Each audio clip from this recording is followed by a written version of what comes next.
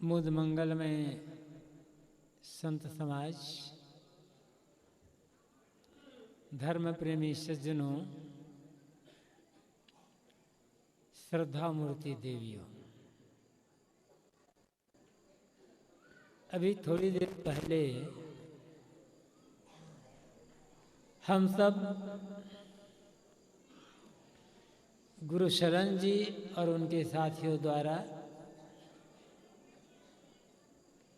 सदगुरु कबीर का एक भजन सुन रहे थे। सब दिन होत न एक समाना,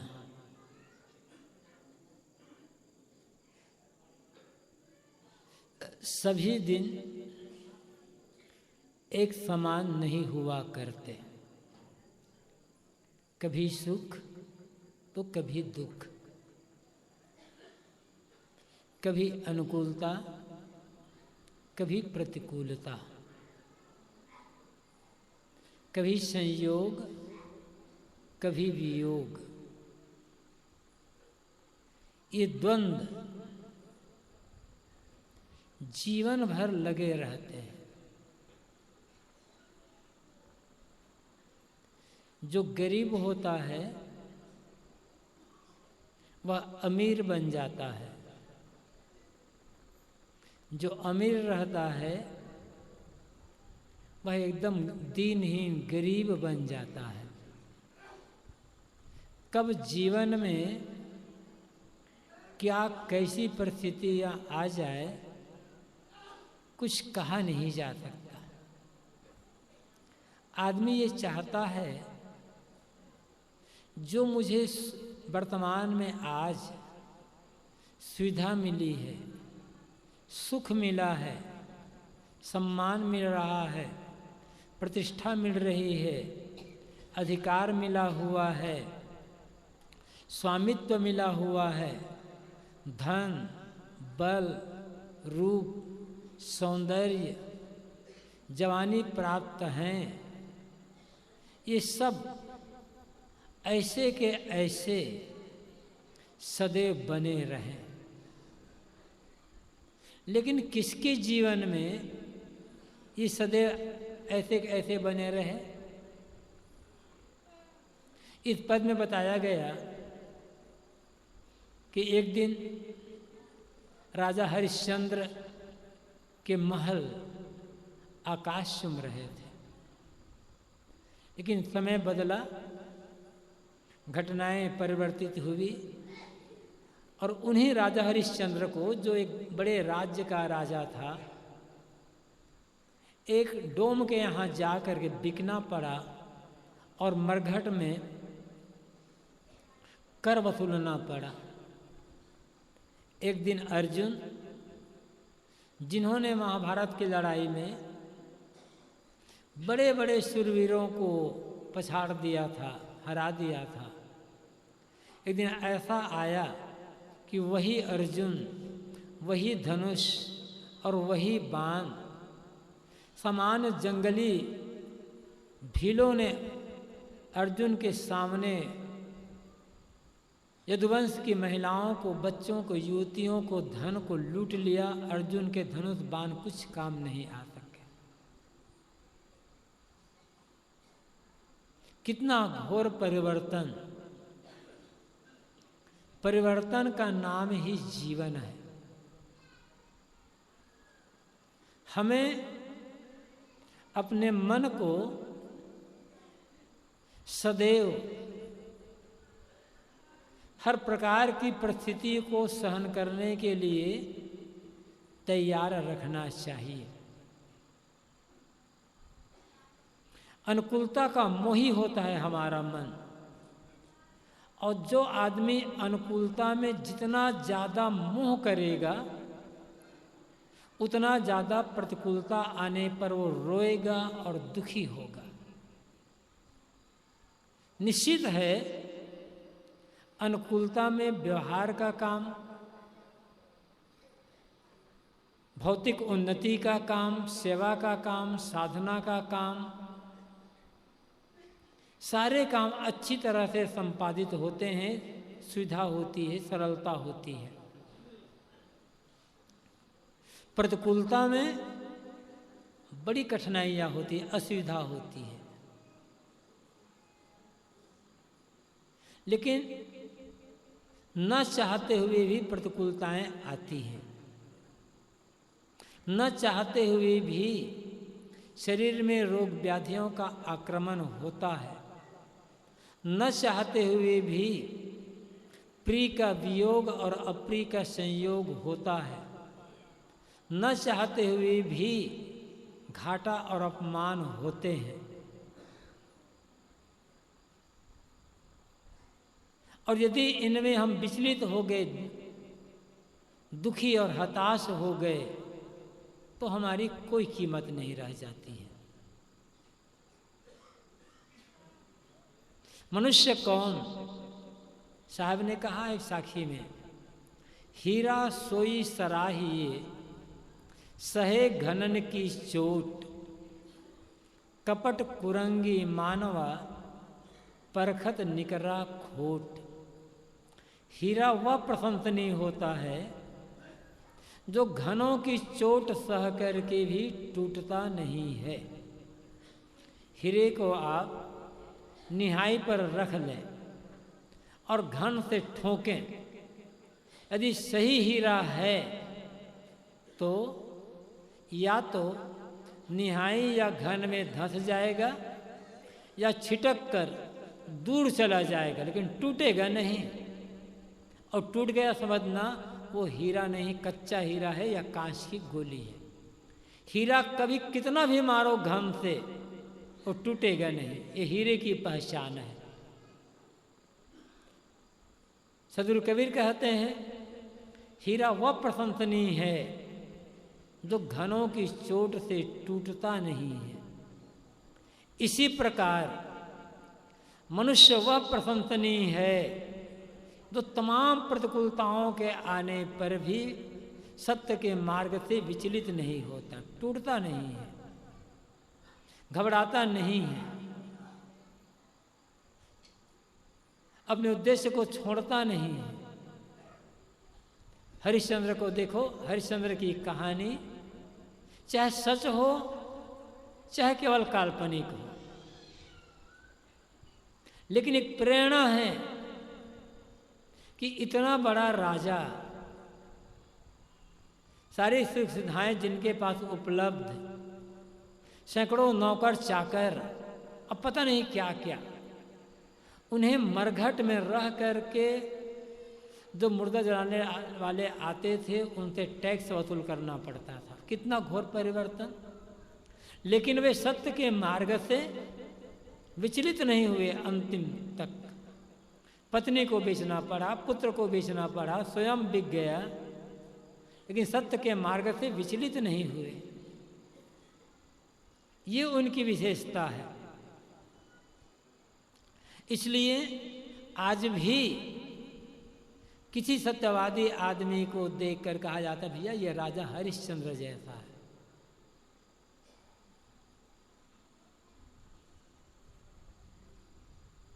तो पहले से हमें अपने आप को तैयार रखना चाहिए हर परिस्थिति के लिए। देखें कल इस समय का यहाँ का माहौल कैसा था। पूरा पंडाल खचाखच भरा हुआ था। पंडाल के अतिरिक्त आश्रम के कोने कोने में लोग बैठे थे या सोए हुए थे। आज सुबह का माहौल कैसा था और इस समय का माहौल कैसा हो गया। और कल इस समय आएंगे तो शायद कोई आदमी मिले। अब हम बीते हुआ जो कल है उसको लेकर सोचे कि इतने लोग यहाँ, हजारों लोग यहाँ बैठे थे, सुन रहे थे, हाय वो चला गया। सोच करके रोएं, दुखी होएं, तो सिवा अज्ञान के और मूर्खता के क्या होगा। पहले से हमें इसको तैयार सहने के लिए तैयार रहना होगा। द्वंद्व आएंगे जीवन में, द्वंद्व का नाम ही है जीवन। जड़ और चेतन, प्रकृति और पुरुष, शरीर और जीव, बॉडी और सोल, कुछ भी कर सबसे एक ही बात है। इन दोनों के द्वंद्व से ही जीवन खड़ा हुआ है। पूरा संसार ही द्वंद्वात्मक है, पूरा संसार द्वंद्वात्मक है। जब तक दो तत्वों का द्वंद्व नहीं होगा, दो पदार्थों का द्वंद्व नहीं होगा, तब तक छोटी सी छोटी वस्तु का निर्माण नहीं हो सकता। और ऐसे द्वंद्वात्मक संसार में हम चाहते हैं एक रास्ता, शाश्वतता। तो दुखी नहीं होंगे तो और क्या होंगे? पूरी प्रकृति हमें संदेश दे रही है कि द्वंद्व तो आएंगे लेकिन विचलित ना होना। अब प्रश्न ये हो सकता है कि द्वंद्वों को सहन कैसे करें? अनुकूलता आती, प्रतिकूलता आती है, घाटा होता है, मुनाफा होता है। कभी बिल्कुल अकेले हो जाना पड़ता है, कभी सैकड़ों के बीच में, और कई बार ऐसी स्थितियां आती है कि जब सारे संगी साथी साथ छोड़ देते हैं। जो दुख आया, विपत्ति आई, उसको अकेले सहन करना पड़ता है। कैसे उसमें मन को हम शांत बना करके रखें, पहले से कैसे मन को तैयार रखें? प्रकृति संदेश दे रही है, प्रकृति घटनाएं संदेश दे रही है कि मन को कैसे से तैयार रखो। पहले से देखो, रोज की घटनाओं को देखो, सबका अनुभव है कि बड़ा दुख आ जाए, बड़ी से बड़ी प्रतिकूलता आ जाए, तो कभी निराश मत होना। उस प्रतिकूलता के गर्भ में ही अनुकूलता छिपी हुई है। उस बड़े से बड़े दुख के गर्भ में ही सुख छिपा हुआ है। इतने घबराना कभी मत, धैर्य रखना, प्रतीक्षा करना और अडिग रहना। बड़ी से बड़ी प्रतिकूलता चली जाएगी, लेकिन बड़ी से बड़ी अनुकूलता मिल जाए, बड़ा वैभव, बड़ा पद, बड़ा सम्मान, बड़ी प्रतिष्ठा, बड़ा ऐश्वर्य मिल जाए, इतराना मत, क्योंकि वो रहने वाला नहीं है। अनुकूलता के गर्भ में प्रतिकूलता छिपी हुई है, सुख के गर्भ में दुख छिपा हुआ है, वो रहने वाला नहीं है। कैसे दोनों को सहन करें? सबका अनुभव है। रोज सुबह पूरब की तरफ सूर्य का उदय होता है, उगता है सूर्य, पूरी प्रकृति जग जाती है, प्रकाश फैल जाता है। धीरे धीरे धीरे धीरे सूरज ऊपर चढ़ता चला जाता है, समय बीतता जाता है। 10-12 घंटे पश्चात सूर्य चला जाता है एकदम पश्चिम में और अस्त हो जाता है।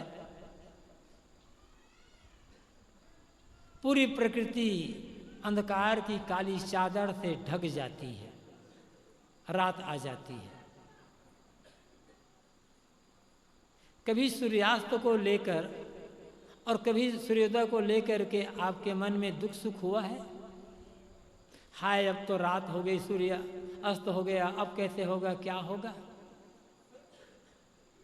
रोज सुबह होती है और रोज शाम होती है, रोज रात होती है, रोज दिन होता है। ये बता रहे हैं रात और दिन, सुबह और शाम, सूर्योदय सूर्यास्त का क्रम बता रहा है कि जीवन भी ऐसे है, कभी सुख का सूर्योदय होगा, कभी दुख का सूर्यास्त होगा, कभी अपमान की सुबह होगी, कभी सम्मान की सुबह होगी और कभी अपमान की शाम होगी। लेकिन जैसे सूर्योदय हुआ, सूर्योदय होते ही आप स्वीकार कर लेते हैं कि 12 घंटे पश्चात सूर्यास्त भी होगा, आपको मालूम है सूर्योदय हुआ और आपने मान लिया, स्वीकार कर लिया कि 12 घंटे पश्चात सूर्यास्त तो होना ही होना है। लेकिन जैसे सूर्यास्त हुआ, सूर्यास्त होते ही आप मान लेते हो, स्वीकार कर लेते हो कि 12 घंटा पश्चात फिर सूर्योदय होना है। ऐसी ही जब भयंकर से भयंकर दुख आ जाए, भयंकर से भयंकर अपमान हो जाए, अप्रतिकूलता आ जाए, ये स्वीकार कर लो कि इसके पश्चात अनुकूलता और सुख आना ही आना है। कभी ऐसा हुआ है कि एक बार सूर्योदय हुआ हो फिर सूर्यास्त न हुआ हो?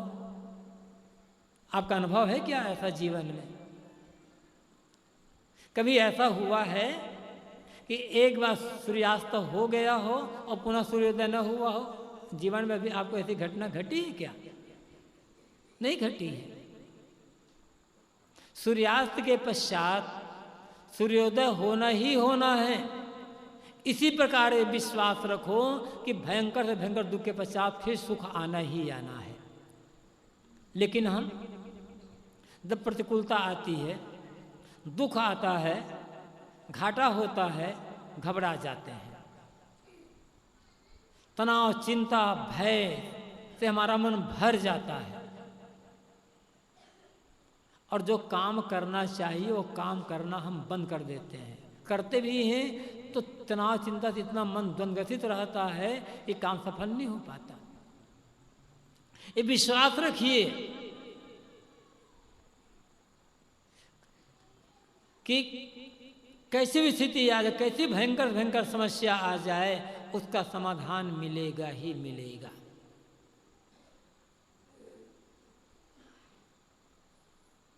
करना क्या है आपको? धैर्य रखना है, शांत रहना है और धैर्य शांति पूर्वक रास्ता तलाशना है। विश्वास हो या ना हो, लेकिन वे विश्वास रखें आप।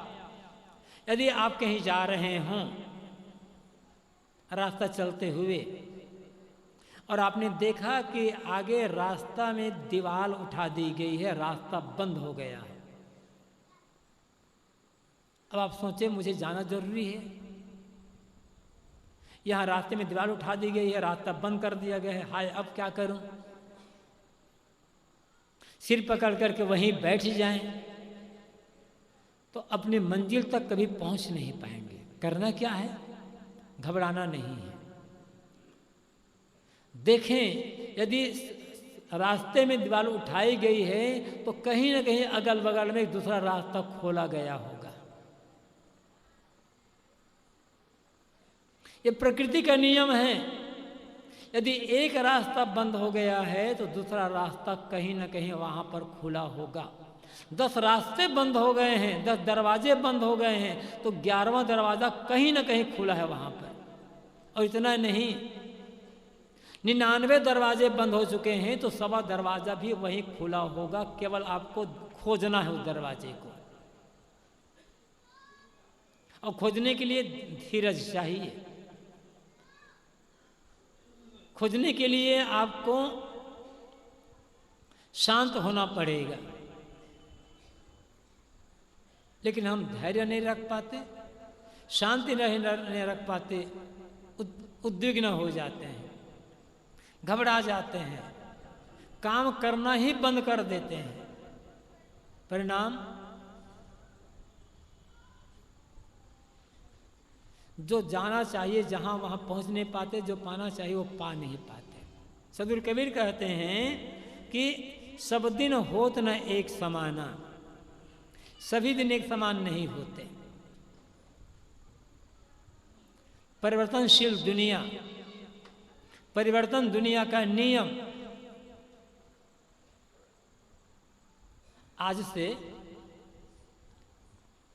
3 साल पहले जो लोग सन 15 में आ रहे होंगे या सन 16 में भी आ रहे होंगे, उनके मन में कल्पना भी नहीं रही होगी कि सन 18 में जाएंगे तो यहाँ इतना बड़ा हाल बना मिलेगा। ये हाल कैसे बना? परिवर्तन से। यदि परिवर्तन न होता तो ये हाल बनता कैसे? 3 साल पहले यहाँ पर दोनों तरफ पेड़ लगे हुए थे, गायब है वो पेड़। सारे पेड़ चले गए, ये हाल खड़ा हो गया। लेकिन ये विश्वास रखिए, हम रहें या ना रहें, 100-150 साल पश्चात इस हाल का नामो निशान नहीं रहेगा।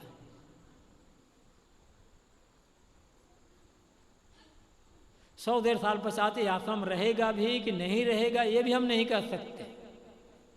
नियम है परिवर्तन। बड़े बड़े राजे महाराजे चले गए, आज उनका नाम लेवा कोई नहीं है। ऐसे ऐसे किले दबे पड़े हैं जमीन के अंदर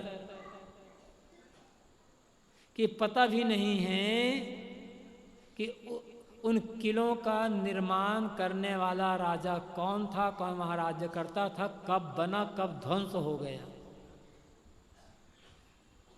और हम चाहते क्या हैं? एक रूपता, एक रस रहना। जब आपका शरीर ही एक रस नहीं है, आपका शरीर बदलने वाला है, तो बाहर एक रसता कैसे होगी? एक रस यदि कोई है, शाश्वत को यदि कोई है, तो आपका आपका अस्तित्व। परिवर्तन को जानने वाला परिवर्तनशील नहीं होगा, परिवर्तन को जानने वाला ही परिवर्तित हो गया। तो परिवर्तन को समझेगा क्या और जानेगा क्या? परिवर्तन दुनिया का नियम, लेकिन इस नियम को जानने वाला कभी परिवर्तित नहीं होता है। यदि वो बदल गया होता, वही बदल जाए, तो जानेगा कैसे उसको? और वो जो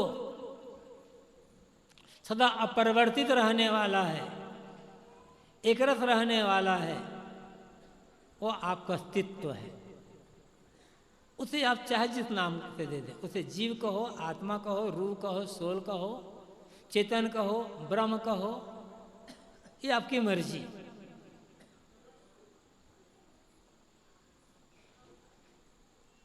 लेकिन उसका ज्ञान नहीं होता है। उसका ज्ञान न रहने के कारण बाहरी परिवर्तनशीलता में हम हर्षित शोकित होते रहते हैं। हर्ष और शोक, ये द्वंद्व हमारे मन की कमजोरी है। अपने मन को ऐसा बना करके रखें कि कोई भी परिस्थिति, चाहे अनुकूल परिस्थिति हो चाहे प्रतिकूल परिस्थिति हो, हमारे मन को प्रभावित न कर सके। द्वंद्व तो आएंगे, दुख के अवसर आएंगे, सुख के अवसर आएंगे, सब सारे अवसर आएंगे। दुख आना स्वाभाविक है, लेकिन दुख आने पर दुखी होना ये हमारी कमजोरी है। दुख के अवसर आएंगे, दुख के साधन मिलेंगे, लेकिन दुखी होना है या नहीं होना है, ये हमारे विवेक और अविवेक पर निर्भर करता है। गीता में कहा गया है, दुख संयोग वियोगम योग संगीतम। दुख के संयोग का वियोग कर देना योग कहलाता है। दुख का वियोग नहीं कहा जा रहा है, दुख के संयोग का वियोग कर देना। किसी ने मुझे गाली दे दी, दुख का संयोग आ गया, दुख का अवसर आ गया, उन्होंने मुझे गाली दी। लोग कहते हैं साहब, किसे कहा जाता है तुम गुस्सा क्यों कर रहे हो? साहब उन्होंने ऐसी बात कह दी, हम गुस्सा कैसे ना करें? वो क्या बात कहेगा, अनुकूल बात कहेगा कि प्रतिकूल बात कहेगा, इस पर आपका अधिकार नहीं है, हमारा अधिकार नहीं है। उसकी मर्जी, अधिकार उसका है। वो अच्छी बात कहेगा कि बुरी बात कहेगा, अधिकार उसका है। वो बुरी बात भी कह सकता है, गाली भी दे सकता है, सामने बुराई भी कर सकता है, कुछ भी कर सकता है, प्रशंसा भी कर सकता है, बड़ाई भी कर सकता है, उसकी मर्जी है। लेकिन जब उसने गाली दी, अपमान किया, निंदा किया, उस स्थिति में दुखी रहना है, दुखी होना है या नहीं होना है, ये मेरे विवेक पर निर्भर है। चाहो तो दुखी हो, चाहो तो दुखी ना हो। हमारा विवेक जितना मजबूत होगा, किसी के 1000 गाली देने पर भी हम दुखी नहीं होंगे। दुख का अवसर तो आ रहा है, किसी ने रुपया छीन लिया, दुखी हो, चाहे दुखी ना हो, रुपया तो चला गया। रुपया जाना दुखी होने का कारण नहीं है। जरा सोचो, आप कहें साहब हमारा रुपया खो गया, 1000 रुपया था, खो गया, बड़ा दुख हो रहा है। नहीं, 1000 रुपया नहीं, लाख रुपया भी चला जाएगा ना। कभी ऐसा भी असर आएगा, जब लाख रुपया चला जाएगा तो आप दुखी नहीं होगे, खुश हो जाओगे। कैसे? आपके जेब में 1000 रुपये हैं, आप जा रहे हैं, जेब में आपने हाथ डाला कुछ चीज निकालने के लिए, उसके साथ रुपये भी निकले और जमीन में गिर गए। किसी ने आपकी जेब काट दी, चाहे जेब काटी तो रुपये गिरे या ऐसे रुपये गिर गए, चलो आपका चला गया, देखते हैं अरे रुपया चला गया, आप उदास दुखी, मेरा 1000 रुपया चला गया, काम से जा रहा था, अब मुझे चीज़ खरीदने के लिए जा रहा था, बहुत ज़रूरी था, अब वो कैसे काम मेरा बनेगा, चिंतित है, परेशान है, 1000 रुपये मेरे चले गए। आपके चेहरे को उदास देकर किसी ने पूछा अरे क्यों उदास हो? भैया मेरा 1000 रुपया चला गया, बहुत दुखी। अरे 1000 चला, छोड़ो, 1000 रुपये चला गया, क्यों चिंता करते हो? कैसे तुम कहते कैसे चिंता ना करूँ, 1000 रुपये चला गया, ऐसे थोड़े हो जाता, 1000 रुपये ऐसे थोड़े आ जाता, बड़ी मेहनत से आता है। 1000 रुपये चला गया, मैं बहुत दुखी हूँ। ठीक है, मात्र 1000 रुपये गए, अब बड़े दुखी हैं। अब कल्पना करो आपके पास 1 लाख रुपया है, आप जा रहे हो, कोई बदमाश मिला, पिस्तौल निकाला और कहा रुपया दे दो, नहीं तो जान से मार डालूंगा। अब आप संकट में पड़ गए, दूं या न दूं? नहीं दूंगा तो रुपया तो ले लेगा, जान से मार भी डालेगा। रुपया से हाथ धोना ही पड़ेगा, जान से भी हाथ धोना पड़ेगा। आप खुद जेब में हाथ डालोगे, रुपया निकालोगे, वो कहे भैया भले 1000 रुपया चला गया, जान बच गई, खुद होगे कि नहीं होगे? 1000 रुपया चला गया, आप दुखी हो रहे हो, रो रहे हो। लाख रुपया चला गया तब रोगे कि हंसोगे? मेरी जान तो चली गई, जान तो बच गई ना, रुपया फिर कमा लूंगा। वही रुपया 1000 रुपया गया, आप दुखी हो गए। वही लाख रुपया चला गया, आप खुश हो गए कि जान बच गई। तरीका सोचने का है। मैं ये कह रहा था कि जीवन में दुख के अवसर आएंगे, लेकिन दुखी होना है या नहीं होना है ये हमारे विवेक पर निर्भर करता है। विवेक होगा दुखी नहीं होंगे, अविवेक ज़्यादा रहेगा हम दुखी हो जाएंगे। इसलिए कोई भी परिस्थिति, चाहे कितने भी, जैसे आप प्रतिकूल परिस्थिति को हो, दुखद परिस्थिति को हो, आने पर हम विचलित ना हों, धैर्य बनाकर रखें, शांतिपूर्वक अपना काम करते रहें। इसके लिए आवश्यक है विवेक का मजबूत कवच मन में पहन कर रखें, मतलब हमेशा विवेक जागृत रखें। वेदों में जहाँ अस्त्र का वर्णन आया है, उस जमाने में जो अस्त्र थे उनका वर्णन यहाँ आया है। उन्हीं के बीच में एक मंत्र कहा गया है, ब्रह्म वर्म ममांतरम, ममांतरम मम अंतरम, मेरे भीतर का वर्म, वर्म का होता है कवच।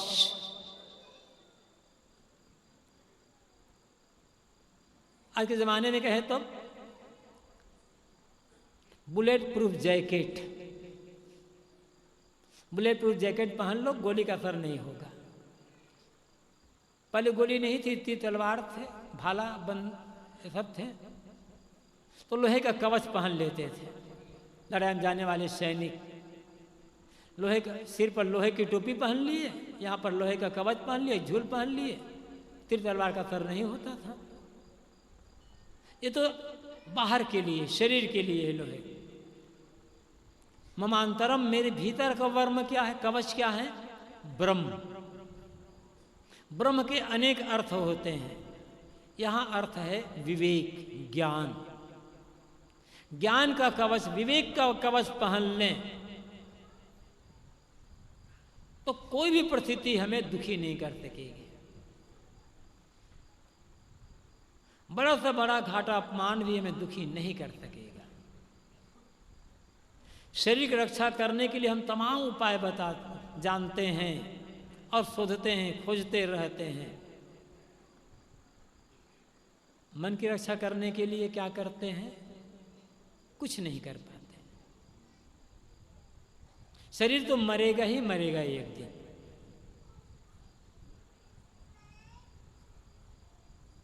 चाहे कितना भी उपाय कर लें, लेकिन मन की सुरक्षा हो जाए, मन दुखी ना हो। दुखी ना होना ये हमारे जीवन की विशेषता होगी।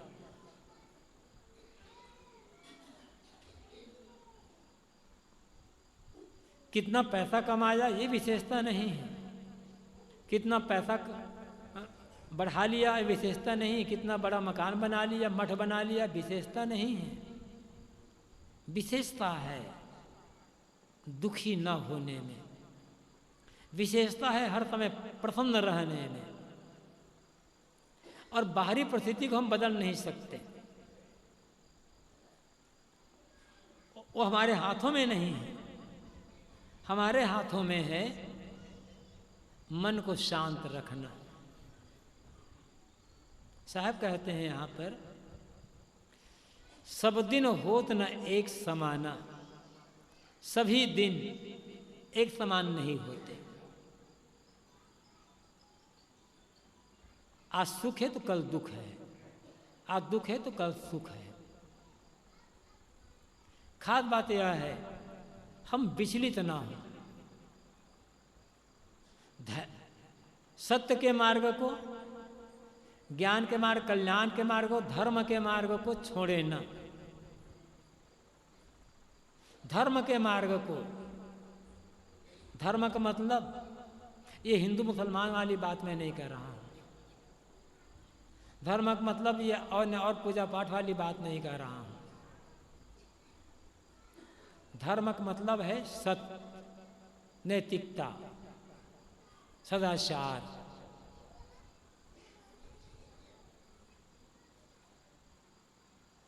उसके मार्ग में कहना चाहिए यदि हम सत्य का, सत्य ही धर्म है, धर्म सत्य है।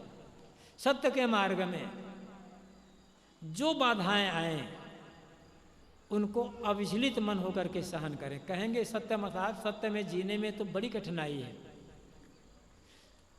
कठिनाई सत्य में जीने में नहीं है, कठिनाई है झूठ में जीने में। कैसे?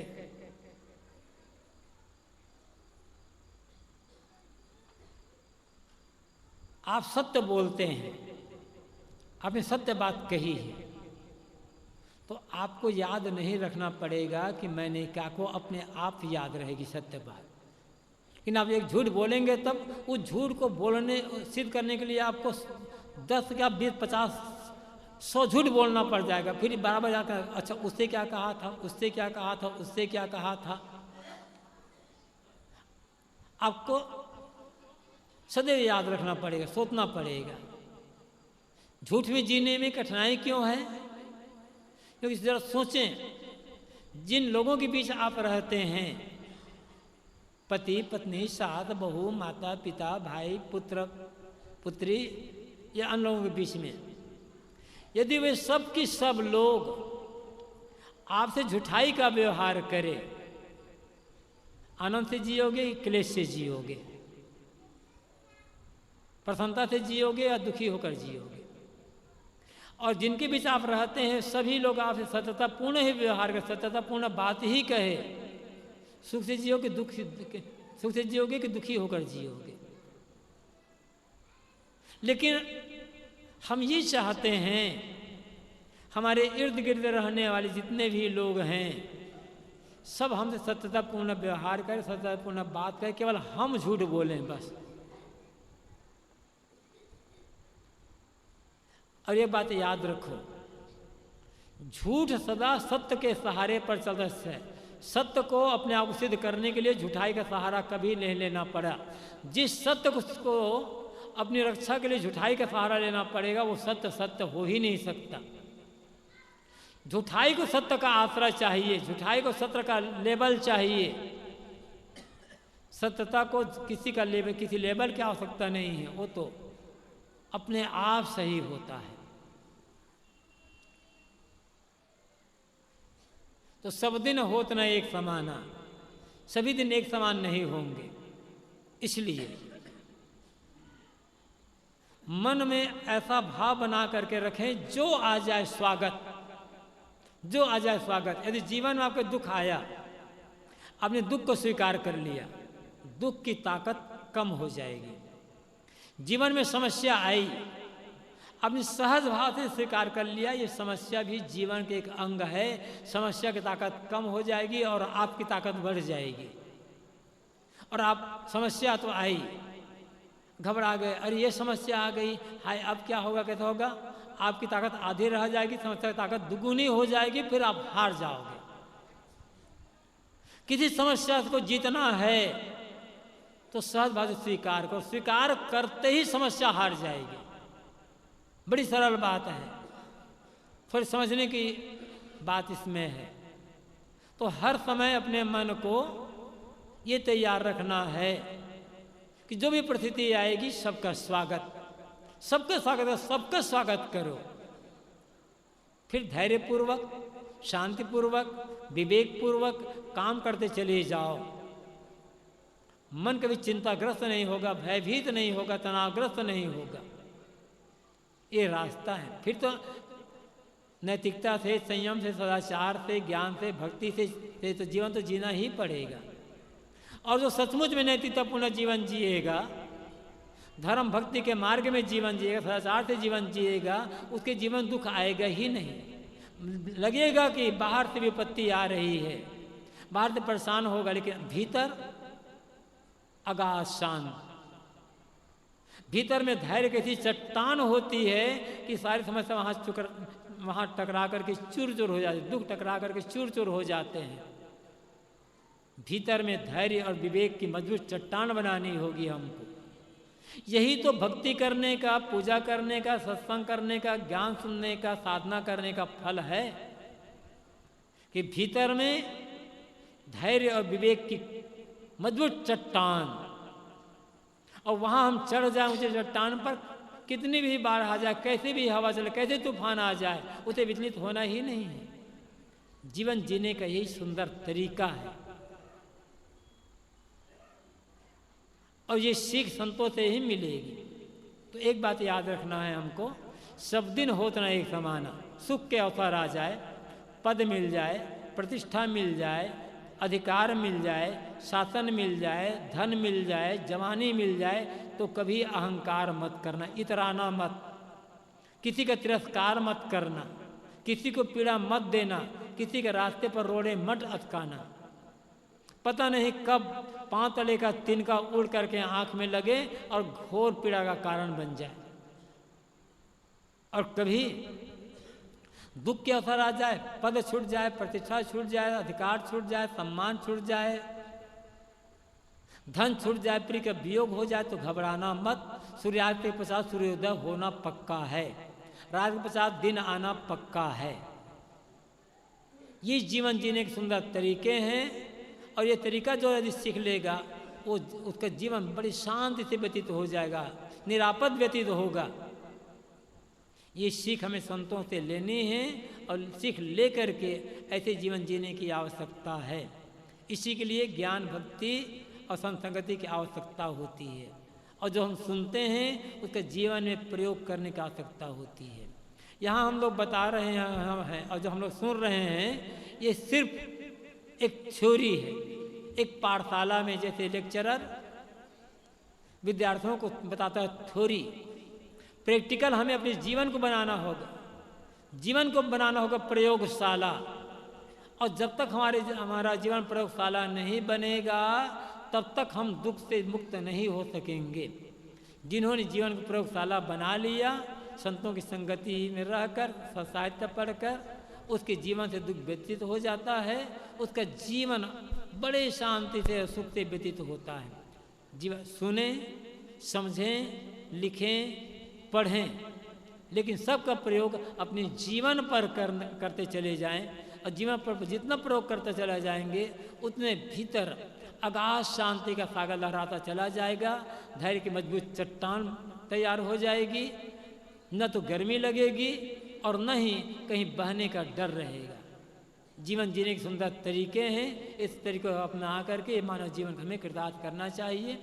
आप सब लोग 3 दिनों से रहते हुए, 4 दिनों से रहते हुए संतों विचार सुनते रहे, धैर्यपूर्वक बैठे रहे। जो सुने हैं उनका मनन करें, आचरण करें और जीवन सुखी जीवन बनाने का प्रयास करें। आप लोग धन्यवाद देते हुए, शुभकामना करते हुए अपनी वाणी को यहीं पर विराम देता हूँ। हेलो।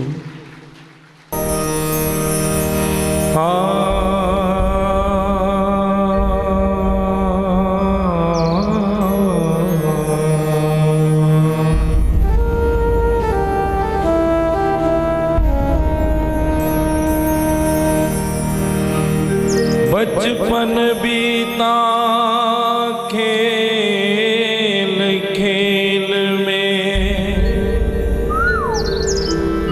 भरी जवानी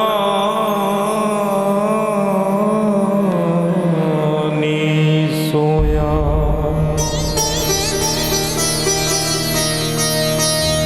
देख बुढ़ापा अब क्या सोचे, क्या पाया क्या खोया।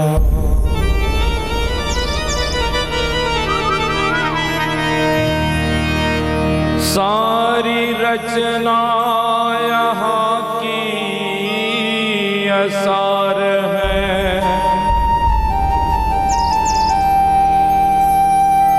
रैन सपना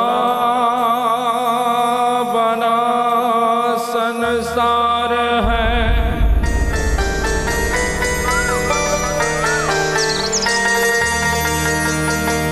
छिन में बालक जवानी को पाता,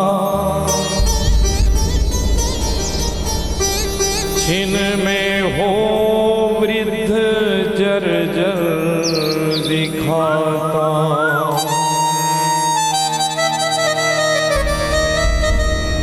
छिन में तज जाता सारा संसार है, सारी रचना यहाँ की असार है।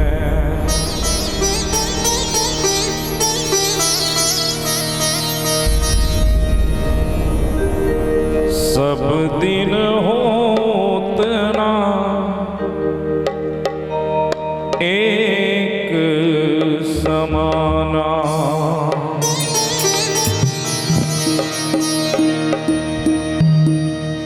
सब दिन होतना एक समाना, सब दिन होतना एक समाना, सब दिन होतना एक समाना, सब दिन होतना एक समाना, सब दिन होतना एक समाना, सब दिन होतना एक समाना।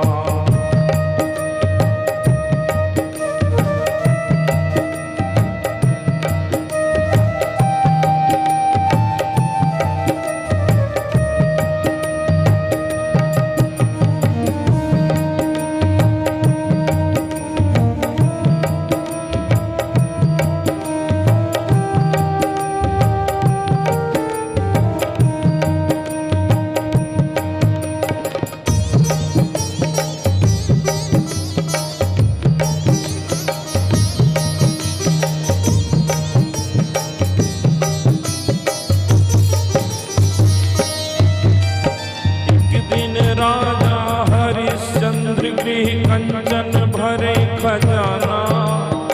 एक दिन राजा हरिश्चंद्र गृह कंचन भरे खजाना। एक दिन भरे डोम घर पानी मरघट गेहूं निशाना। एक दिन भरे डोम घर पानी मरघट गेहूं निशाना।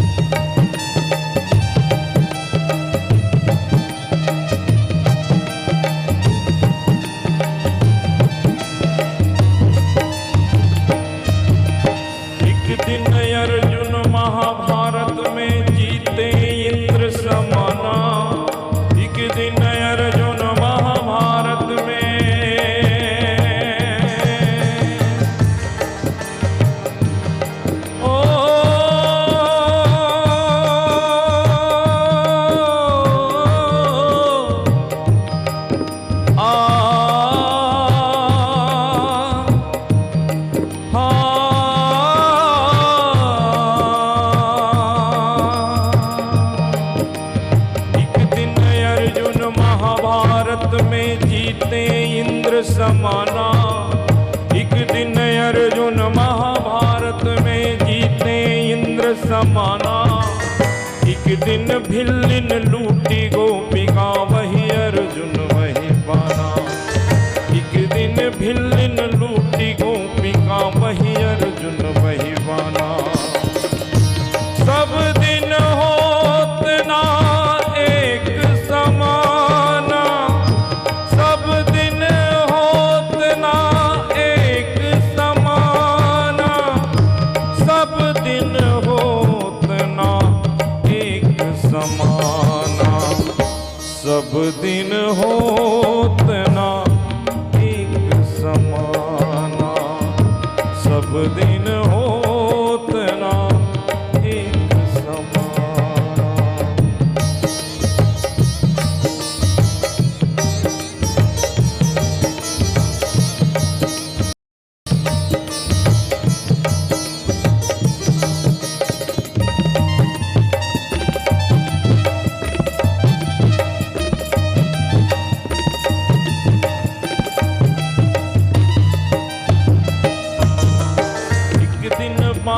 भयो गोदी माँ, एक दिन भयो जवाना। एक दिन बालक भयो गोदी माँ, एक दिन भयो जवाना। एक दिन चीता जल मर घट पर धुआं जात आसमाना।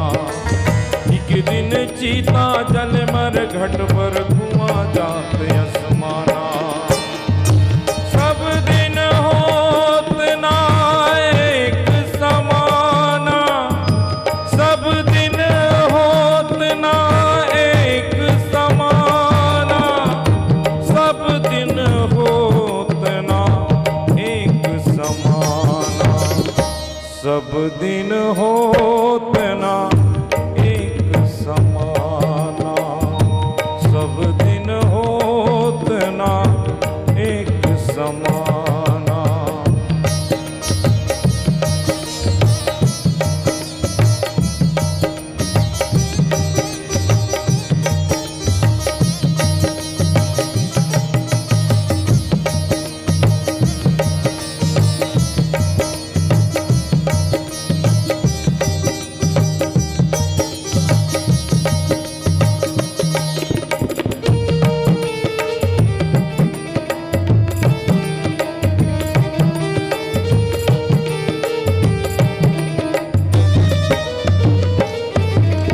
कहे कबीर सुनो भाई साधो,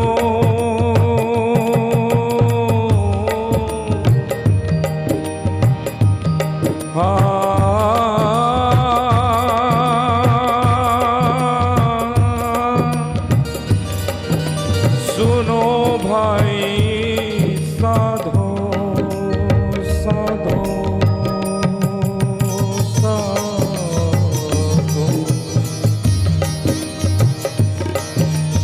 कहे कबीर सुनो भाई साधो, यह पद है निर्वाणा। कहे कबीर सुनो भाई साधो, यह पद है निर्वाणा। यह पद का कोई अर्थ लगावे होनहार बलवाना। यह पद का कोई अर्थ लगावे होनहार बलवाना। सब दिन होत ना एक समाना, सब दिन होत ना एक समाना, सब दिन होत ना एक समाना, सब दिन होत ना एक समाना, सब दिन होत ना एक समाना, सब दिन होत ना एक समाना, सब दिन होत ना एक समाना।